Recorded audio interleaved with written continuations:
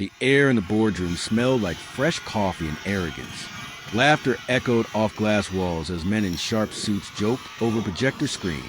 The CEO, Victor Reed, leaned back in his leather chair, smirking at the layoffs he was about to announce. Then the door creaked. Heads turned. Silence. A black woman in a janitor's uniform stood in the doorway, calm, straight-backed, holding a scuffed briefcase. "Who let the cleaner in here?" Victor scoffed, waving a hand without looking. "We're in a meeting." The woman stepped forward. "I'm not here to clean." Her voice was steady, quiet, but something in it made the room freeze. "I'm here to take back my company." The laughter died. Someone coughed. Victor looked up for the first time, eyes narrowing. "Excuse me." She placed the briefcase on the table, unlatched it slowly. "You heard me," she said. "I built this company. I just never got the chance to sit at this table. Until now." Eleanor's fingers brushed the old leather folder as she looked around the boardroom, a space she'd polished 1,000 times without anyone noticing. "You boys weren't even born when I helped your father wire the first prototype on a folding table in a garage that leaked every time it rained," she said quietly. The room was still. "Philip Reed," she continued, "was brilliant and kind. We were both engineers, equal partners in spirit, but not in the world's eyes." Her voice softened, turning inward as if replaying moments in her mind. "We'd work until 2 a.m. soldering circuits while jazz played on a radio with a bent antenna. I'd bring my mama's coffee in a thermos, and he'd scribble ideas on pizza boxes. We dreamed of building something people would trust, something that would outlast us both." A beat passed.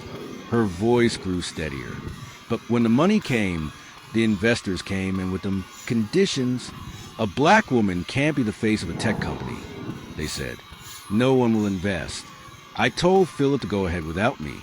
He refused. Instead, he wrote me into the foundation quietly. She pulled a folded paper from the briefcase and laid it flat, yellowed by time, but the ink still bold. "This," she tapped the page, "is our agreement. 51% in my name. I wouldn't be public, but I would never be powerless." Victor shifted uncomfortably. Others leaned forward, eyes scanning the signature beside Philip Reed's. Eleanor's voice didn't tremble. "I cleaned your floors because the world wasn't ready for me in a suit. But don't confuse silence with absence. I've been here all along, watching this company grow and watching you slowly poison it." She closed the folder gently. "I kept my promise. I stayed out of the spotlight. But your father is gone now, and I will not watch you bury what we built." Victor stared at the paper like it was written in fire. His fingers twitched as he scanned the signatures, the stamp, the date. For a second, his smirk cracked, just enough for the men around him to notice. Then he laughed, loud, performative. "Okay," he scoffed, tossing the contract aside like it was trash. "This is a cleaner's fantasy. A bedtime story in Times New Roman. You think this gives you power?" Eleanor didn't flinch. She picked the contract back up, flattened it again, and turned it toward the CFO, who now looked like he was sweating under his tie. "I had it verified this morning," she said calmly. 3 separate legal firms, including the one your father trusted most. You can call them now, if you like." Victor stepped forward. "This means nothing. You were a helper, a secretary, maybe a lab assistant. I was the architect." Eleanor interrupted, her voice suddenly sharp. "I wrote the original code. I built the thermal prototype by hand, while your father negotiated with banks. The first patent was filed under my initials, not because I wanted to hide, but because we had to." The room shifted. A few executives leaned in. The VP of strategy slowly pulled out his phone under the table. Victor's tone grew louder. "This isn't happening. I've run this company for 15 years. You think you can just walk in here and take it from me with a piece of paper?" "I don't think," she said. "I know, because unlike you, I earned it." He slammed his fist on the table. Security. The door opened. 2 guards in Navy uniforms stepped in, hesitating when they saw who he was pointing at. Victor growled, "Remove her." But the guards didn't move. One of them looked at Eleanor, then back at Victor. "Sir, is there a problem?" Yes, there's a problem, Victor snapped. That woman is trespassing. Eleanor rose to her full height, shoulders back, eyes calm, but voice like steel. Son, she said, not to Victor, but to the younger guard, go ahead and call the head of legal. Tell her Dr. Eleanor Dawson is invoking her authority as majority owner of Horizon Technologies. The guard blinked. Dr. Eleanor Dawson. The room fell completely silent. Victor's face turned red. You're bluffing. But in his eyes, for the first time, there was fear. Eleanor didn't raise her voice. She didn't have to. She simply said, you might want to check your inbox. There was a pause. Awkward, uncomfortable. Then one by one, suits reached for phones. Silence. Then came the reaction. Brows furrowed. Eyes widened. One man muttered, oh my God, across the table. Another whispered, is this real?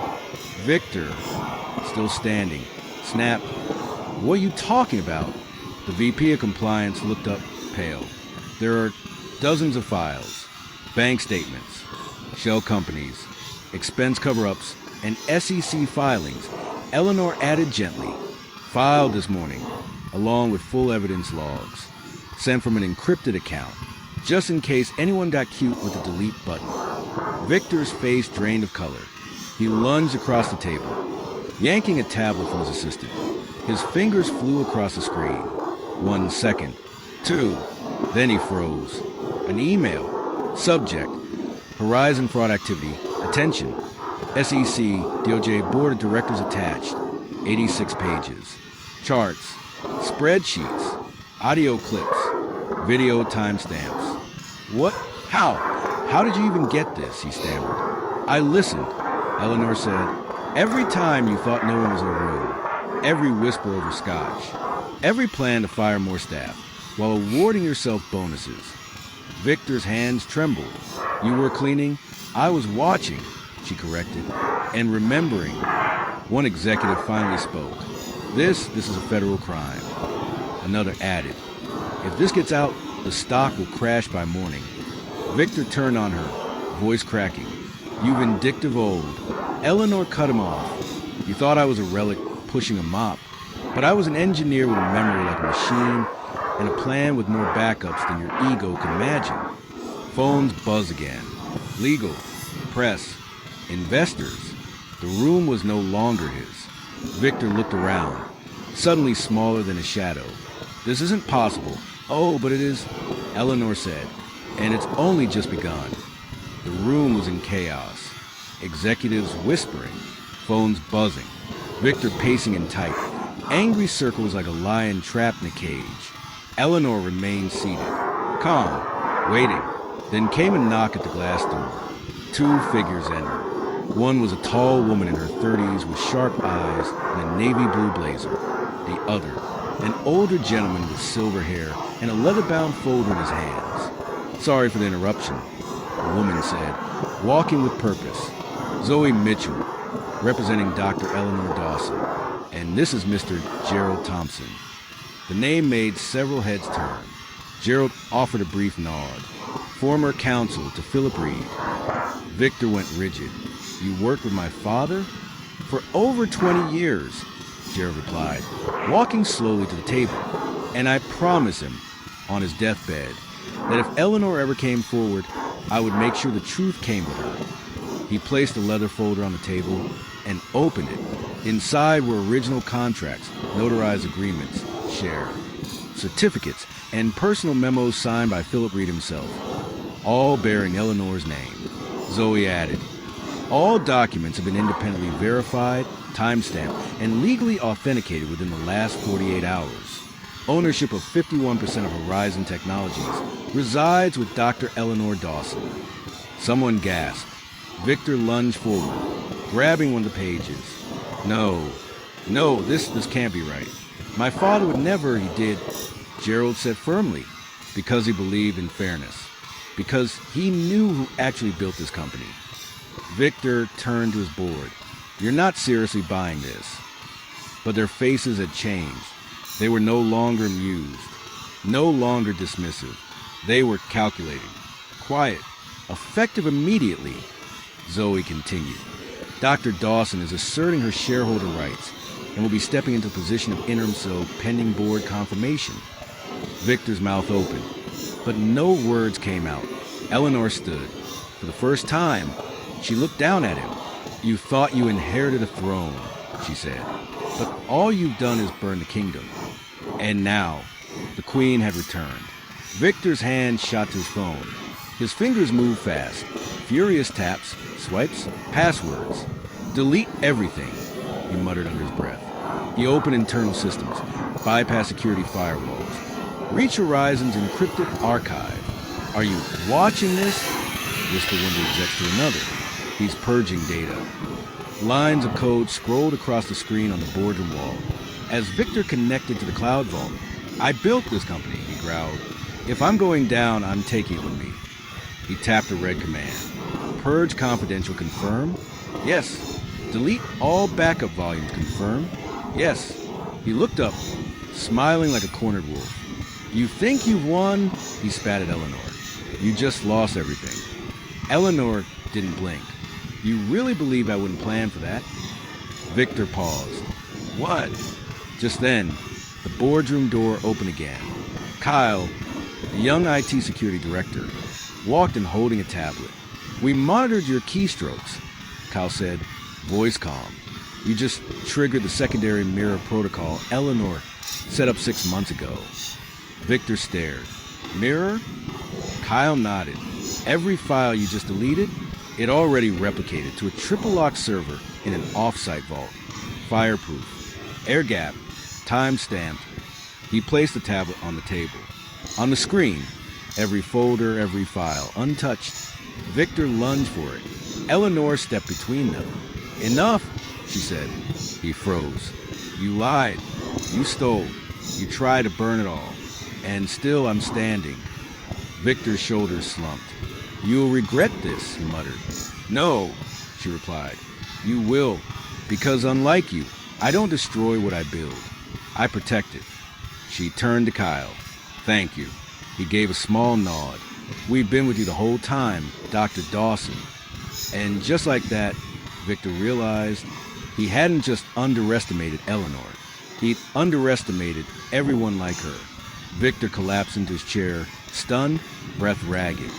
Around him, the room remained frozen in disbelief. Eleanor turned, slowly pacing the length of the boardroom. Her steps deliberate. She looked each executive in the eye, and none could meet her gaze. You all thought I was the only one watching, she said, voice calm but loaded with power. But I was never alone. She turned to Kyle. He stepped forward, nodding. I wasn't just IT. I was her eyes inside your digital walls. Every suspicious transaction, every NDA-shredding conversation, I recorded it. When the board members gasped. You were spying? No, Kyle replied. I was protecting the company from people like you. Eleanor smiled gently. Do you remember Clarence? She asked. No one responded. The elevator technician who smiled at you every morning. He heard your phone calls. She looked to another executive. And Maria, the overnight janitor you called just a cleaning lady? She found the shredded contracts you tried to hide in 2018. Saved them in a folder. Gave them to me. One by one, invisible names came.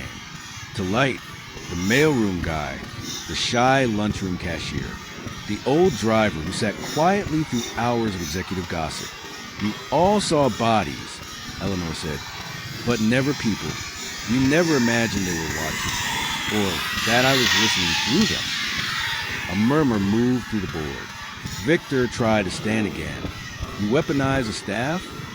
No, Eleanor said, eyes fixed on him. I gave them a voice. They chose to speak. Kyle raised his tablet again. A slideshow began on the main screen. Images of employees at every level. Years of notes, timestamps, internal observations. Everyone you ignored helped save this company. Eleanor faced the room fully now. The janitors, the drivers, the clerks. You called them background noise. But background noise becomes thunder when enough of it rises together. The room had gone still again, not out of fear, but respect. For the first time, Eleanor Dawson stood not as a cleaner, but as the rightful queen of Horizon. Then the glass door opened once more. A hush swept through the boardroom. An elderly woman rolled in. Her wheelchair pushed gently by an assistant. Her silver hair was pulled into a graceful bun. Her posture regal despite the frailty of her frame. Victor's voice broke as he turned. "Mom." Margaret Reed looked straight ahead, ignoring her son. Instead, her eyes locked on Eleanor, and they filled with tears. "I hoped I'd live to see this day," she said softly. Eleanor stepped forward slowly, kneeling beside her. Margaret smiled. "Still kneeling to everyone but yourself, I see." The room held its breath. Victor's voice trembled. You knew." Margaret looked up at her son. "Of course I knew. Your father told me everything. About Eleanor, about the shares, about her mind, her courage, about how none of this," she waved a hand at the building, "would have existed without her." "You never said anything," Victor accused. "I didn't think I had to," she replied. "I thought you would grow into the kind of man your father was. But instead, you buried his legacy under greed and pride." Eleanor gently placed her hand over Margaret's. "I told Philip I'd stay silent," she whispered, "that I'd wait for the right moment." Margaret squeezed her hand. "He never doubted you, not for 1 second." Victor's face crumbled. "You're siding with her? Over your own son?" Margaret turned her full gaze on him. "I'm standing with the truth. And if that means standing against you, then so be it." The room erupted in stunned silence. No one dared move. Eleanor rose to her feet, her voice clear now. "I didn't want to take anything from you, Victor.